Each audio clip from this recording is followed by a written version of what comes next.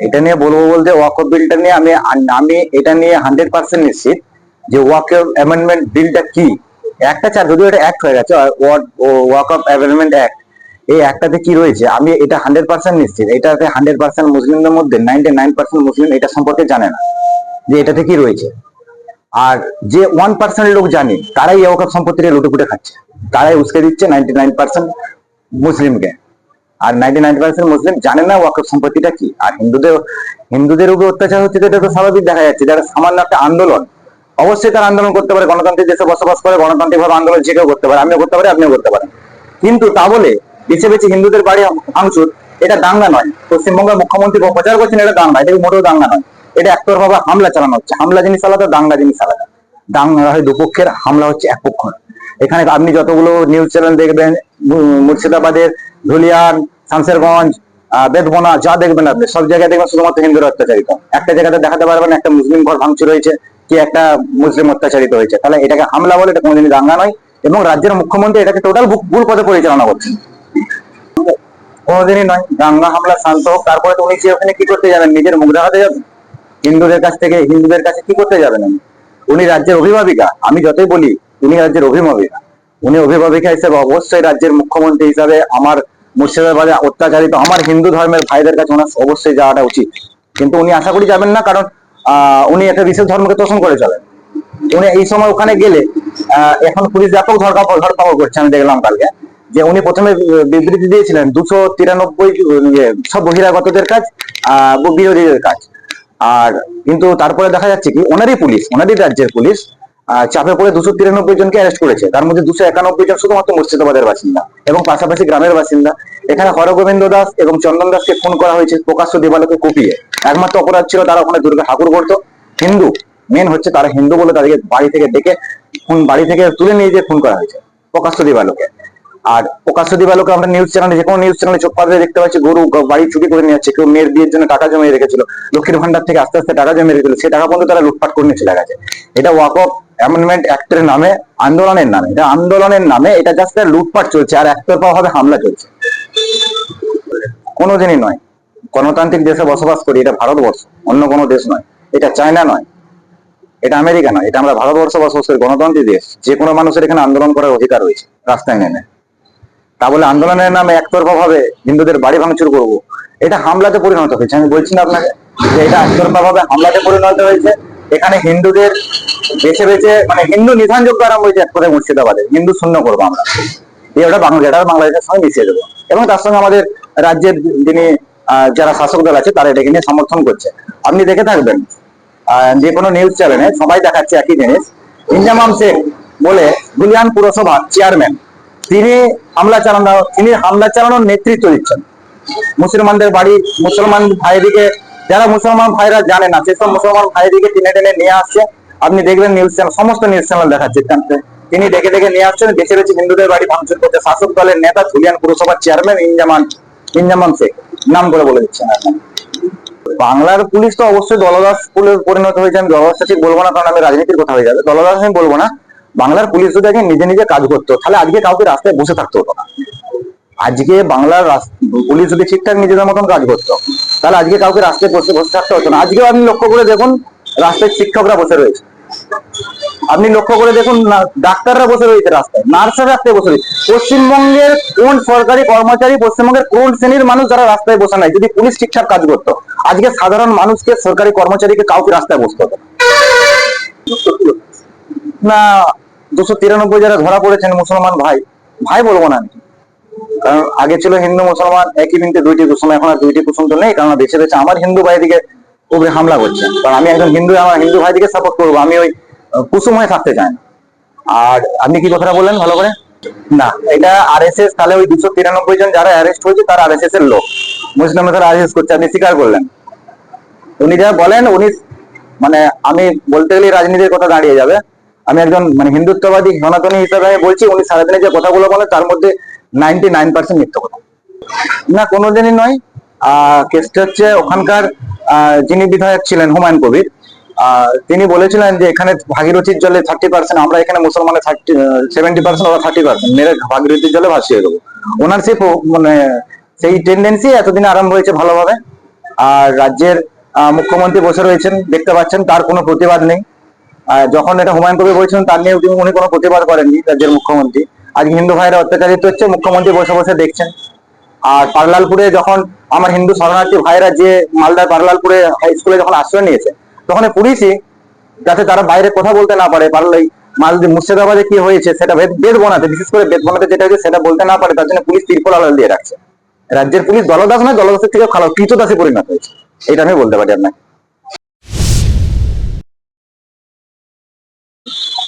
এটা কখনোই কাম্য নয়। একটা সভ্য দেশে এবং গণতান্ত্রিক দেশে প্রতিবাদ সবাই করতে পারে, কিন্তু কারোর প্রতিবাদের জন্য কোনো একজনকে কষ্ট দেওয়া বা অত্যাচার করা সেটা কখনোই কাম্য নয়। উনি তো মুসলিম ভোট পাওয়ার জন্য উনি মুসলিমদেরকে চটাতে চাইছেন না। আজকে যে হিন্দুর উপর অত্যাচারটা হয়েছে, এই অত্যাচার তার মদত রয়েছে, যেটা আমাদের মনে হয়। কারণ আজকে যেভাবে হিন্দুদের ঘর বাড়ি ভাঙচুর, হিন্দু সম্প্রদায়ের মন্দির ভাঙচুর, তাদের মহিলাদের উপর অত্যাচার, তাদের ঘর ছাড়া করে দেওয়া, এটা যদি কোনো বিজেপি শাসিত রাজ্যে হতো, তুরন্ত সেখানে পুলিশ প্রশাসন ব্যবস্থা নিত, রাজ্যের মুখ্যমন্ত্রী সেখানে অ্যাক্টিভ ভাবে কাজ করতেন। কিন্তু এখানে যেটা আমরা দেখতে পাচ্ছি, একজন রাজ্যের প্রধান হিসাবে মমতা ব্যানার্জি যেভাবে কাজ করছেন, একটা সম্পদের উপর যেভাবে অত্যাচার চললো, তাদের খোঁজ খবর নেওয়া দূরের কথা, সেই ঘটনাটাকে উনি বলতে চাইছেন যে এটা বাংলাদেশের লোকেরা এখানে এসে ঘটনাটা ঘটিয়েছে। কিন্তু পরবর্তীকালে যা দেখতে পাওয়া যাচ্ছে যে পুলিশের রিপোর্ট, মিডিয়া রিপোর্ট এবং ওখানকার মানুষের যে সমস্ত ভিডিও আমরা সোশ্যাল মিডিয়া দেখতে পাচ্ছি, তাদের দেখা যাচ্ছে যে স্থানীয় প্রতিবেশী মুসলমানেরাই হিন্দুদের উপরে অত্যাচারটা করেছে।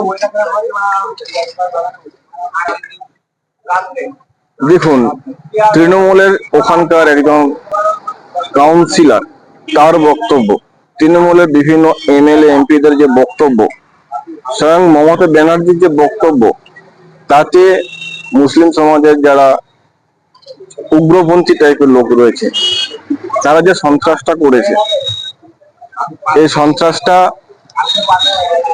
আরএসএস করিয়েছে। আজকে যাদেরকে ধরা হয়েছে, খুন, ওই দু বাপ বেটাকে যে খুন করে দেওয়া হলো, তাদেরকে যারা খুন করেছে তারা কি আরএসএস এর লোক? যারা ভাষণ দিয়েছে, যে কাউন্সিলর, তৃণমূলের কাউন্সিলর, সে কি আরএসএস এর লোক? যদি তারা আরএসএস এর লোক হয় তাহলে আরএসএস করিয়েছে, আর যদি তারা তৃণমূলের হয় তারা তৃণমূলই এটা করিয়েছে। আজকে পুরো পশ্চিমবাংলায় হিন্দুরা আতঙ্কিত, আতঙ্কগ্রস্ত হয়ে রয়েছে যে কখন কখন তাদের উপরে ইসলামিক আক্রমণ শুরু হয়ে যেতে পারে।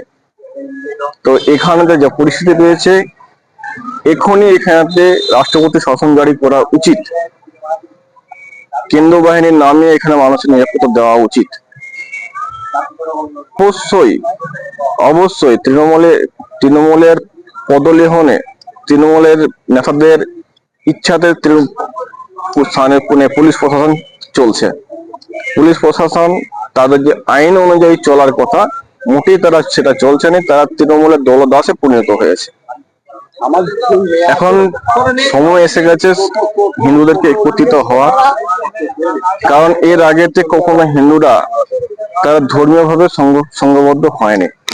কিন্তু বর্তমান যা পরিস্থিতি চলছে, যেভাবে ইসলামিক সন্ত্রাসবাদ আমাদের এখানে শুরু হয়েছে, সংখ্যালঘুদের যেভাবে অত্যাচার আমাদের এখানে শুরু হয়েছে, তো তাতে করে আমার মনে হয় যে হিন্দুদের একত্রিত হওয়ার এটা সময়, এই সময় না হতে পারলে তারা পরবর্তী প্রজন্ম নিরাপত্তাহীনতায় ভুগবে। পুলিশ প্রশাসন চাইছে যে এই যে অত্যাচারের, মুর্শিদাবাদে যে অত্যাচার হয়েছে, তার ফলে তারা সেখানে তাদের নিজেদের ঘর দোর ছেড়ে দিয়ে যারা মালদায় রয়েছে, যে তারা তাদের বাড়িতে ফিরে গেলে তারা পুলিশ দেখাতে পারবে যে এখানে পরিস্থিতি সব স্বাভাবিক। কিন্তু পরিস্থিতি স্বাভাবিক মোটেই নয়। স্বাভাবিক হলে তারা নিজেরাই ফিরে যেত। তাকে তাদের বাড়ি ঘর ভাঙচুর করে দেওয়া হয়েছে, আগুন জ্বালিয়ে দেওয়া হয়েছে, তাদের সম্পত্তি লুটপাট করে দেওয়া হয়েছে, তার যে থাকবে কোথায়? তাদের যে বাড়ি আগুন থেকে পুড়িয়ে দেওয়া হয়েছে, সে বাড়ি থেকে সে উঠতে পারবে? সেই ব্যক্তিটাকে, সেই পরিবারকে সেখানে স্থান বসবাস করতে পারবে কি? সরকার কি কোনো পদক্ষেপ নিয়েছে? পদক্ষেপ তো নেয়নি। তবে পুলিশ চেষ্টা করছে যাতে করে ওই ক্যাম্প থেকে সমস্ত মানুষকে সরিয়ে দেওয়া যায়। সরিয়ে দিলে তারা লোকেরা দেখতে পাবে না, মিডিয়া দেখতে পাবে না যে এখানে যারা ঘর ছাড়া হয়ে আশ্রয় নিয়ে আছে তারা সবাই বাড়ি চলে গেছে। বাড়ি গেছে না কোথায় গেল সেটা তো আর পরবর্তীকালে খবর হবে না। সেই জন্য চাইছে পুলিশ যে ওখানটাতে জল, খাবার সমস্ত কিছুর একটা অভাব সৃষ্টি করে যাতে ওরা ওখান থেকে চলে যেতে বাধ্য হয়, সেটার চেষ্টা পুলিশ প্রশাসন শুরু করেছে।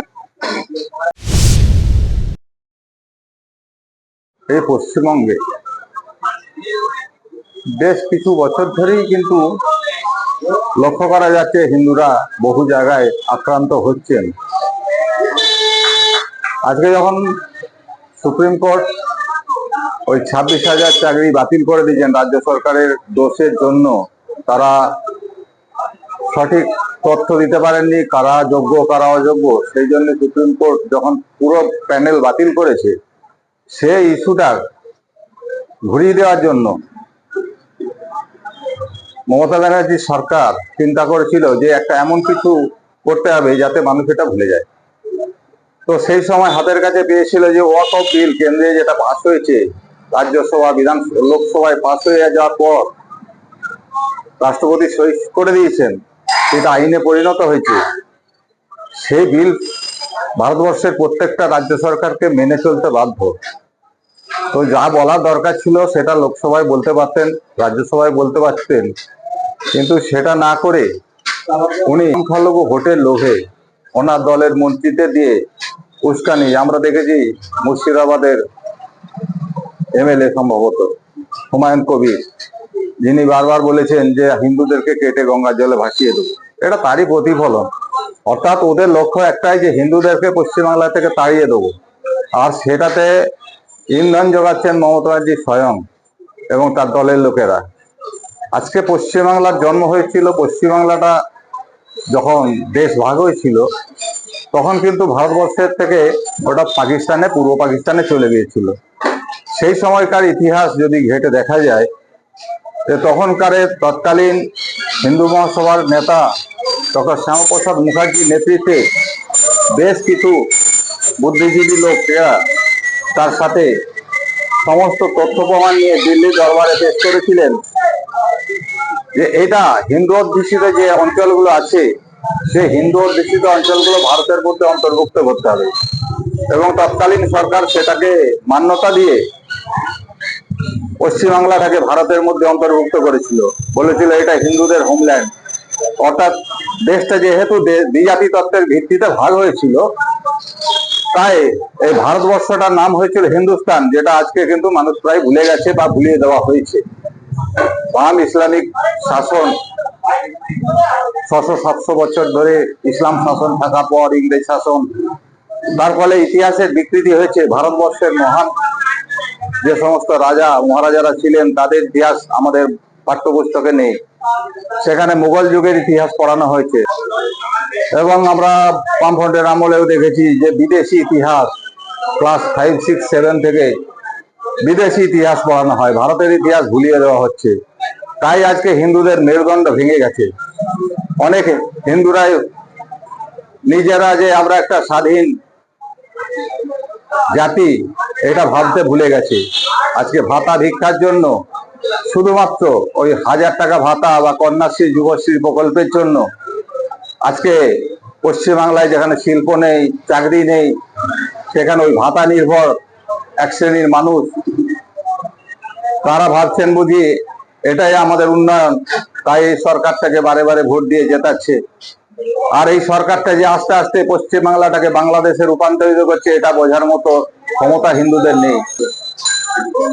অর্থাৎ কিনা মুখ্যমন্ত্রী যদি এরকম কথা বলেছেন, তার মানে বুঝতে হবে ডাল মে কুচ কালা হয়।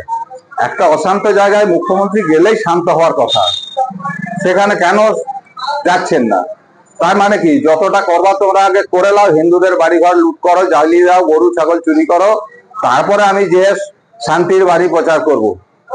পশ্চিমবাংলা পুলিশকে মেরে মেরে ওই তৃণমূলের হারমাদরা টেবিলের তলায় ঢুকিয়ে দিয়ে পুলিশের মেরুদণ্ড ভেঙে দিয়েছে। তার ফলে পুলিশ আজকে যখন টুপি পরা লোক দেখছে তাদের জন্য আলাদা আইন, আর একটা হিন্দুর জন্য আলাদা আইন আছে। পশ্চিমবাংলার দুটো আইন আমরা অনেকেই যারা উপলব্ধি করেছেন, যারা মোটরসাইকেল চালান তারা জানেন। টুপিওয়ালা লোক হলে মোটরসাইকেলে 3 জন সওয়ারি থাকলেও তার কিছু হবে না, আর একজন যদি হিন্দু তার স্ত্রী এবং ছোট বাচ্চা 1 বছরের বাচ্চাকে নিয়ে যদি মোটরসাইকেলে যায় তাহলে কিন্তু তার কেস হয়ে যাচ্ছে, 1000 টাকা ফাইন হয়ে যাচ্ছে। এটাতে আমরা দু ধরনের শাসনতন্ত্র আমরা দেখতে পাচ্ছি। আর মুখ্যমন্ত্রী যেটা বলতে চেয়েছেন যে আমার রাজ্য পুলিশ সব ঠিকই আছে, কিন্তু রাজ্য পুলিশ ঠিক থাকলে বিএসএফ এর ডাকার দরকার হতো না। এটা খুব ভালো কথা যে পশ্চিমবাংলায় তথা কিছু বাম বা কংগ্রেসের লোকেরা বলে থাকেন যে সেনাবাহিনীর উপর অনাস্থা প্রকাশ করে থাকেন। এটা আমার মনে পড়ে গেল যে বলেছিলেন যে বিএসএফ নাকি ভেতরে ঢুকে কাজ করছে, অনেক ভেতরে ঢুকে মেয়েদের শ্লীলতাহানি করছে, এই ধরনের। মানে সেনাবাহিনীর মনোবল ভেঙে দাও। এই যারা সেনাবাহিনীর মনোবল ভেঙে দেয়, যারা সেনাবাহিনীকে বিশ্বাস করে না, যারা আছে বলে আমরা চারদিকে আছে বলে সারা দেশের প্রহরায় তাদের জন্য আমরা রাস্তায় নিশ্চিন্তে ঘুমোতে পারি, সেই সেনাবাহিনীর উপরে এরকম একের পর এক মিথ্যাচার। যখন কার্গিলের যুদ্ধের সময় আমরা দেখেছিলাম, যে এয়ার স্ট্রাইকের সময় দেখেছিলাম, প্রমাণ দিতে হবে, এই মুখ্যমন্ত্রী চেয়েছিলেন প্রমাণ। তো এরা চায় কি যে আমাদের দেশের শাসন যন্ত্র বিকল হয়ে যাক, মুসলিমরা এসে দেশ আবার দখল করে নিক। এদের লক্ষ্য একটাই যে আমাদেরকে যেন তেন প্রকারেণ ক্ষমতায় থাকতে হবে, ওই দুদেল গরুদের পুরো ভোট পেতে হবে। সেই কারণে এই ধরনের মিথ্যাচার করে থাকেন। এবং সেনাবাহিনী নানা বলে যে পশ্চিমবাংলাকে শান্ত রাখা যাবে না, সেটা আমরা আর্থিকরের ঘটনা থেকে শুরু করে বিভিন্ন সময় দেখেছি। প্রায় সময় আধা সামরিক বাহিনী নামাতে হয়েছে, সেখানে রাজ্য পুলিশ ব্যর্থ, তারা নিজেরা তাদের প্রমাণ দিয়েছেন। না, বাংলায় আইন শৃঙ্খলা অনেকদিন আগেই জলাঞ্জলি হয়ে গেছে। আজকে ধরুন একটা একটু আগে যেটা বললাম আমি, যে কেন্দ্র সরকার একটা আইন যখন পাস করে, সেই আইনটা লাগু করবে কিনা, কতদিনে লাগু হবে, কিভাবে হবে, সেটা পরের কথা। তার আগে উস্কে দেওয়া হলো, যাদেরকে উস্কে দেওয়া হলো, যারাই হিন্দু নিধন যজ্ঞটা চালালো, হিন্দুদের বাড়িঘর ভাঙচুর করলো, তারা কি আদৌ জানে ওয়াকফ বিলের কি সংশোধনী আনা হয়েছে? কেউ পড়ে দেখেননি।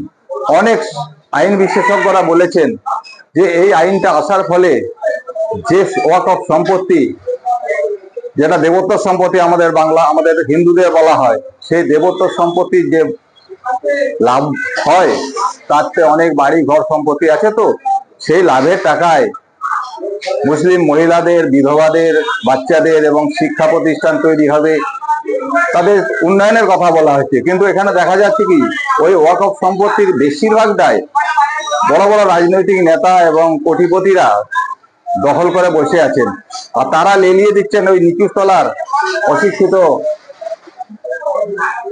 মুসলিমদেরকে বা সংখ্যালঘুদেরকে, যে তোমাদের সম্পত্তি নিয়ে নিচ্ছে মোদি, তোমরা আন্দোলন করো। আরে মোদির বিরুদ্ধে আন্দোলন করবি, তার জন্য রাস্তায় কর। হিন্দুরা এর জন্য কি করলো? হিন্দুদের বাড়িঘর দখল করা হচ্ছে কেন? বাড়িঘর লুট করা হচ্ছে কেন? বারে বারে আমরা দেখেছি। বাংলাদেশে যখন হয়েছিল সরকারের পরিবর্তন, সেখানেও যেভাবেই হিন্দুদের বাড়ি জ্বালিয়ে দেওয়া হয়েছিল, হিন্দু মেয়েদের ধর্ষণ করা হয়েছিল, হিন্দুদের খুন করা হয়েছিল, হিন্দুদেরকে চাকরি থেকে বিতাড়ন করা হয়েছিল, ঠিক একই কায়দায় সেই বাংলাদেশি অনুপ্রবেশকারী যোগ এখানেও পাওয়া যাচ্ছে। বাংলাদেশি অনুপ্রবেশকারীরা এখানে এসে তাদের আধার কার্ড, ভোটার কার্ড এই রাজ্য সরকারের বদান্যতায় হয়ে যাচ্ছে, তারা ভারতীয় নাগরিকত্ব পেয়ে যাচ্ছে। এখানে সিএএ যখন আইন হয়েছিল, ঠিক একইভাবে সে একই আন্দোলন দেখেছিলাম, সেখানেও জাতীয় সম্পত্তি নষ্ট করা হয়েছিল। তো এরা ভারতের মঙ্গল চায় না। আমি মনে করি এই সমস্ত জেহাদি যারা সম্প্রদায়, তারা সাধারণ মানুষকে ভুল বুঝিয়ে তাদের লক্ষ্য পূরণের উদ্দেশ্যে ভারতবর্ষটাকে অশান্ত করে ভারতবর্ষটাকে ইসলাম রাষ্ট্র বানানোর যে চক্রান্ত করছে, তার বিরুদ্ধে কড়া পদক্ষেপ কেন্দ্রীয় সরকার নিক, এটা আমি চাই। ভারতের হিন্দুরা সুরক্ষা পাক। এই হিন্দুস্তানে হিন্দুরা অসুরক্ষিত। আজকে নিজের জেলা ছেড়ে অন্য জেলায় পালাতে হচ্ছে, নিজের ঘর ছেড়ে অন্য ঘরে যে বসবাস করতে হচ্ছে। এটা মুখ্যমন্ত্রীর লজ্জা হওয়া উচিত। উনি একজন হিন্দু সম্প্রদায়ের মানুষ হয়ে একজন হিন্দুর পাশে না দাঁড়িয়ে, তিনি রাজধর্ম না পালন করে তিনি উল্টো সুরে বলছেন যে এগুলো ওই ওই আইনের ফলে হয়েছে, এই ধরনের ভুল আইন, আমরা এই আইন এখানে লাগু হতে দেবো না, এই সমস্ত উল্টাপাল্টা কথা বলছেন একটা মুখ্যমন্ত্রী হয়ে, যারা সংবিধানের শপথ নিয়েছেন, এটা বলতে পারেন না। তা সত্ত্বেও উনি সবসময় এরকম সংবিধান বিরোধী কথা বলে থাকেন।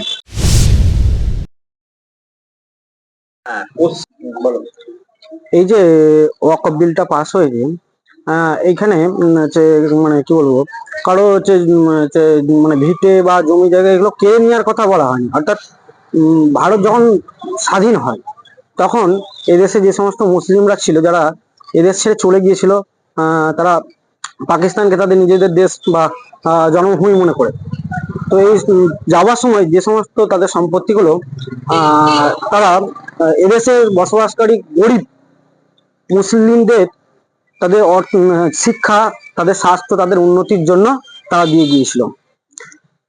তো পরবর্তী ক্ষেত্রে কি দেখা গেছে, সেই সমস্ত ওয়াকফের সম্পত্তি যেগুলো গরিব মুসলিমদের উন্নয়নের কাজে লাগার কথা ছিল, সেগুলো কিছু মুষ্টিমেয় মুসলিম যারা নেতা মন্ত্রী, তারা এই সম্পত্তিগুলো ভোগ করে খাচ্ছিল। মানে এক একটা নেতা মন্ত্রীর এর নামে মানে কয়েক একর একর জমি, কয়েক কোটি টাকার বিল্ডিং তার উপর গড়ে উঠেছে। মোদী সরকার এইটাকে বন্ধ করতে চেয়েছে। অর্থাৎ এই সম্পত্তি যাতে গরিব মুসলিম এই মানুষের শিক্ষা, তাদের স্বাস্থ্য ও তাদের উন্নতির জন্য কাজে লাগে, সেই জন্য কিন্তু এই ওয়াকফ বিলটা নিয়ে আসা হয়েছে। এতে কিন্তু করে এই সম্পত্তি তাদের মধ্যেই কিন্তু গরিব মানুষের মধ্যেই বন্টন করা হবে, তাদের উন্নতির জন্য। কিন্তু মমতা বন্দ্যোপাধ্যায় রাজনৈতিক ফায়দা তোলার জন্য এখানকার সাধারণ মুসলিমদেরকে খেপিয়ে তুলছে বিভিন্ন উত্তেজনামূলক বক্তব্য দিয়ে, যে তোমাদের সম্পত্তি সমস্ত সরকার কেড়ে নিচ্ছে, জবরদখল করে নিচ্ছে। কিন্তু না, এইটা কিন্তু দেখবে যে বিভিন্ন রাজ্যে মুসলিমরা, সাধারণ মুসলিমরা কিন্তু এই বিলটাকে সমর্থন করেছে। কিন্তু রাজনৈতিক ফায়দা তোলার জন্য মমতা বন্দ্যোপাধ্যায় সাধারণ মুসলিমদেরকে কাজে লাগাচ্ছে। এবং দেখো, যে কোনো আইনের বিরুদ্ধে প্রতিবাদ করে, আমরা গণতান্ত্রিক ভারতবর্ষে বাস করি, আমার কোনো আইন ভালো লাগতে পারে আবার নাও লাগতে পারে। তো সেই বিষয়ে আমি গণতান্ত্রিক পদ্ধতিতে বা শান্তিপূর্ণভাবে আমি আন্দোলন করতে পারি। কিন্তু তা বলে এই নয় যে শান্তিপূর্ণ আন্দোলনের নাম করে ভাঙচুর, ট্রেন জ্বালিয়ে দেওয়া, বাস জ্বালিয়ে দেওয়া, পুলিশ প্রশাসনের উপর অত্যাচার করা, ইট ছোড়া, এগুলো নয়। বিশেষ করে দেখে দেখে কি হচ্ছে না, এটা একটা ওয়াকফ বিলের বিরুদ্ধে প্রতিবাদের নামে হিন্দু নিধন যজ্ঞ শুরু হয়েছে। অর্থাৎ কিছু জঙ্গি সংগঠনের নেতা, যারা দিকে মমতা বন্দ্যোপাধ্যায় মদত দিচ্ছে, এবং তাদের মদতের ফলে কি হচ্ছে না, মুর্শিদাবাদ, মালদা আমরা দেখছি কি হিন্দু শূন্য করা হচ্ছে। এটা ওয়াকফ বিলের প্রতিবাদ নয়, এটা আমি মনে করি হচ্ছে পশ্চিমবাংলাটাকে হচ্ছে বাংলাদেশ এবং পাকিস্তান বানানোর একটা চক্রান্ত, যেটা সম্পূর্ণ মদত দিচ্ছেন মাননীয় মুখ্যমন্ত্রী মমতা বন্দ্যোপাধ্যায় এবং তার মন্ত্রিসভার মন্ত্রী সিদ্দিকুল্লাহ চৌধুরী এবং যিনি মিনি পাকিস্তান বলা মন্ত্রী ফিরহাদ হাকিম। তো আমার মতে যে কোনো আন্দোলন শান্তিপূর্ণভাবে হওয়া উচিত, এবং এরকম যদি চলতে থাকে আমাদের সংখ্যাগরিষ্ঠ জেলাতে, যে সমস্ত সংখ্যাগরিষ্ঠ জেলাতে মুসলিমরা আছে, হিন্দুরা আছে, তারাও কিন্তু চুপ করে বসে থাকবে না। আমি মুর্শিদাবাদের মুসলিমদেরকে সতর্ক করতে চাই, আপনাদের অনেক পরিযায়ী শ্রমিক আমাদের বিজেপি শাসিত রাজ্যে কাজে যাচ্ছে, এবং আমাদের সংখ্যাগরিষ্ঠ ও হিন্দু যে সমস্ত জেলাতে আছে সেই সমস্ত জেলাতেও আপনারা কাজে আসছেন।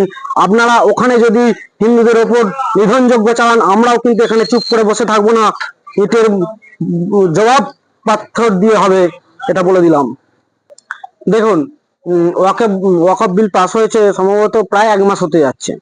তো তার পরবর্তী ক্ষেত্রে পশ্চিমবঙ্গে একটা 26,000 মানে শিক্ষকদের চাকরি চলে গিয়েছে। অর্থাৎ সরকারের দুর্নীতির জন্য, মানে আপাতমস্তক দুর্নীতির জন্য তাদের চাকরি চলে গেছে। তো এই দিকটা পথকে, মানে মানুষের ব্রেনকে ঘোরানোর জন্য বা দৃষ্টি অন্যদিকে ঘোরানোর জন্য এই ওয়াকফ বিলটাকে নিয়ে সাধারণ মুসলিমদের মধ্যে একটা মানে কি বলবো, প্রতিহিংসামূলক একটা মানসিকতা তৈরি করছে। অর্থাৎ উস্কানিমূলক বক্তব্য দিচ্ছে হচ্ছে মমতা বন্দ্যোপাধ্যায় এবং তার মন্ত্রী পরিষদ এবং তৃণমূলের সমস্ত নেতা নেত্রীরা, যাতে করে কি না আমাদের মধ্যে যে একটা শান্তির বাতাবরণ ছিল, বা আমরা হিন্দু মুসলমান সবাই একত্রে থাকতাম, বা আমাদের এই এলাকায় আমরা এখনো পর্যন্ত হিন্দু মুসলমান সবাই একসাথে থাকি। কিন্তু মমতা বন্দ্যোপাধ্যায় তার রাজনৈতিক ফায়দা তোলার জন্য সামনে বিধানসভার ভোট এসছে, যাতে মানে মুসলিম ভোটকে ট্রান্সলেট করা যায়, সেই জন্য তিনি সাধারণ মানুষকে এই মুসলিমদেরকে তারা কি করছে না খেপিয়ে তুলছে হিন্দুদের বিরুদ্ধে, যাতে না হচ্ছে বিধানসভার ভোটে সংখ্যাগরিষ্ঠ মুসলিম ভোট তার পকেটে যায়। দেখুন, মুখ্যমন্ত্রী মমতা বন্দ্যোপাধ্যায় কখনোই দায় এড়াতে পারেন না, কারণ তিনি এই রাজ্যের প্রশাসক এবং এই রাজ্যের প্রধান। তো তিনি যদি এই মুহূর্তে সেই এলাকায় যান, অবশ্য আমার মনে হয় এলাকার পরিস্থিতি অনেকটাই হাতের মধ্যে আসবে বা কন্ট্রোলে আসবে, কিন্তু তিনি সেটা করছেন না। যাতে এই যে হিংসার আগুন আরো তীব্র থেকে তীব্রতর হয়, তিনি পরোক্ষভাবে সেই মদতই দিচ্ছেন। দেখুন, কোনো বিল আমার পক্ষে আসেনি বা কোনো বিল আমার মানে মতের বিরুদ্ধে গেছে, আমি তার জন্য দেশের সর্বোচ্চ আদালত বা রাজ্যের সর্বোচ্চ আদালত, হাইকোর্ট বা সুপ্রিম কোর্ট বা বিচার ব্যবস্থার পথ খোলা আছে, কিন্তু তিনি বিচার ব্যবস্থার দিকে দৃষ্টি আলোকপাত করেননি বা সুপ্রিম কোর্টে দ্বারস্থ হননি। তিনি কিন্তু কি করছেন, উল্টে এই সমস্ত মুসলিম সাধারণ অশিক্ষিত মানুষদেরকে খেপিয়ে তুলছেন, যাতে কি না তারপর সামনে যে বিধানসভা ভোট আসছে সে ভোটে যাতে তিনি ফায়দা তুলতে পারেন। ভাবেই করেছে, কেননা মুখ্যমন্ত্রী জানেন যে 26,000 এই নিয়োগে যে যোগ্য অযোগ্য তালিকা নিয়ে রাজ্যের যে পরিস্থিতি রয়েছে সেই দিকটা ঘোরাতে গিয়েই এই ধরনের ঘটনা ঘটিয়েছেন, এবং উনি এখন যাবেন না। উনি নির্দিষ্টভাবে এইখানে এই কাণ্ডটা যেহেতু ওনার প্রশাসনের মাধ্যমেই হয়েছে, সঙ্গে বিজেপি, দুটো তৃণমূল বিজেপি মিলিতভাবেই এইটা কাণ্ডটা ঘটিয়েছে, ঘটানোর ফল হচ্ছে এখানে মুখ্যমন্ত্রী তাই এখন যেতে পারছেন না। পরবর্তীতে পরিস্থিতি স্বাভাবিক হওয়ার পর উনি যাবেন, তার আগে উনি যেতে পারবেন না। ওয়াকফ বিরোধিতা দেখবেন সারা রাজ্যে বিভিন্ন রাজ্যে হচ্ছে, কিন্তু একমাত্র সাম্প্রদায়িক উস্কানি হচ্ছে পশ্চিমবঙ্গে সর্বতোভাবে বেশি হচ্ছে দুটো রাজনৈতিক দলে পরস্পর সাম্প্রদায়িক রেষারেষিতে, যার ফলে এখানে এই ধরনের ভাঙচুর, এই ধরনের কাণ্ড কারখানা হয়েছে। ভারতবর্ষের অন্য কোনো রাজ্যে কিন্তু বিরোধিতা হচ্ছে ওয়াকফ বিলের, কিন্তু কোথাও এই ধরনের কাণ্ড কারখানা হয়নি। এর জন্য সরকার, কেন্দ্র, রাজ্য দুটো দলই হচ্ছে এখানে এই কাণ্ডের জন্য দায়ী।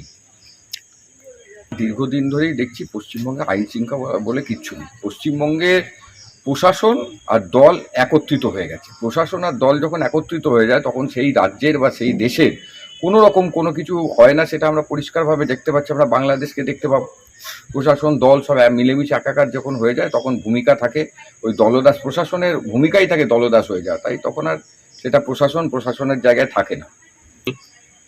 একটা কথা আপনাদের মিডিয়ার মাধ্যমে আমরা জানি এবং সর্বত্র জানি যে এখানে হিন্দু বলুন বা আরএসএস বলুন বা যার বিরোধিতা হচ্ছে সব থেকে বেশি মমতা বন্দ্যোপাধ্যায়ের আমলে।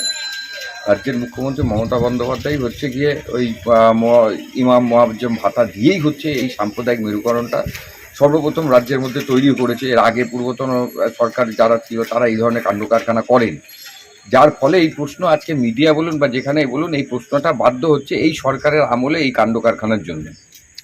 অশান্তি সেটা তো সর্বত্রই দেখছি। একটা ছোট পঞ্চায়েত নির্বাচন, এমনকি দেখছেন যে কোথাও কোঅর্ডিনেশন কমিটি বা এসবের যে ছোট ছোট হচ্ছে গিয়ে গ্রামসভা, এসব যে নির্বাচনগুলো হচ্ছে, তাতেও এখন এই মুহূর্তে দাঁড়িয়ে হচ্ছে আপনার সেন্ট্রাল বাহিনী, কেন্দ্রীয় বাহিনীর প্রয়োজনীয়তা হয়ে পড়ছে। কেন প্রশাসন মমতা বন্দ্যোপাধ্যায় বা মমতা ছাড়া কোনো কথা শুনতেও পাচ্ছে না, বা তৃণমূল ছাড়া কোনো কথা শোনে না। অতএব যার ফলে হচ্ছে সাধারণ মানুষ প্রশাসনের উপর দিন আস্থা হারাচ্ছে, এবং তারা হচ্ছে কেন্দ্রের বাহিনীর উপর আস্থা দেখানোর চেষ্টা করছে, আস্থা পাচ্ছে। তো হয়েছে এগুলো। কিন্তু দেখুন, একটা কি 2011-র পরবর্তী সময় থেকে এই ধরনের জিনিস দেখেছি। আমরাও এই রাজ্যের বুকে বড় হয়েছি, রামনবমী হয়েছে, আমরা ছুটি পালন করেছি, এই ধরনের কাণ্ড কারখানাগুলো হয়েছে, আমরা স্কুলের ছুটিতে বাড়িতে উপভোগ করেছি। কিন্তু এই যে টানটান উত্তেজনা, যে একটা মিটিং বেরোবে, একটা সম্প্রদায়ের বেরোনোই সঙ্গে সঙ্গে পুলিশে ছয়লাভ, এই জিনিস বাংলার মানুষ দেখে অভ্যস্ত নেই, যা 2011 সাল থেকে রাজ্যের বুকে চলছে। মুর্শিদাবাদ কাণ্ড নয়, পুলিশ দলদাসে পরিণত হয়ে গেছে। যেদিনকে হচ্ছে রাজ্যের মুখ্যমন্ত্রী প্রথম হচ্ছে গিয়ে দুষ্কৃতীদের জেল থেকে ছাড়িয়ে নিয়ে এসেছিলেন, তখনই বোঝা গেছে যে প্রশাসনের মেরুদণ্ড বলে কিছু নেই। তারা সম্পূর্ণরূপে তৃণমূল যেভাবে পরিচালনা করে সেইভাবেই চলে। আজকে সারা রাজ্যে সেই ঘটনা পরিষ্কারভাবে দেখা যাচ্ছে। দেখতে পাচ্ছেন তো যে চাকরি হারা যোগ্য প্রার্থীরা বসে রয়েছে, তাদের জল যেটা ন্যূনতম দেওয়া প্রয়োজনীয়তা আছে, প্রশাসন সেটাও দিচ্ছে না, কারণ প্রশাসনের সেই মেরুদণ্ড নেই। রাজ্যের মুখ্যমন্ত্রী এটা বলবে, তৃণমূল যেটা বলবে এই প্রশাসন সেটাই চলবে। আবার তৃণমূল মারলে পরে টেবিলের তলায় গিয়ে এই প্রশাসন লুকোবে, এইটাও আমরা রাজ্যের বুকে এই মুহূর্তেটাই আমরা দেখতে পাচ্ছি।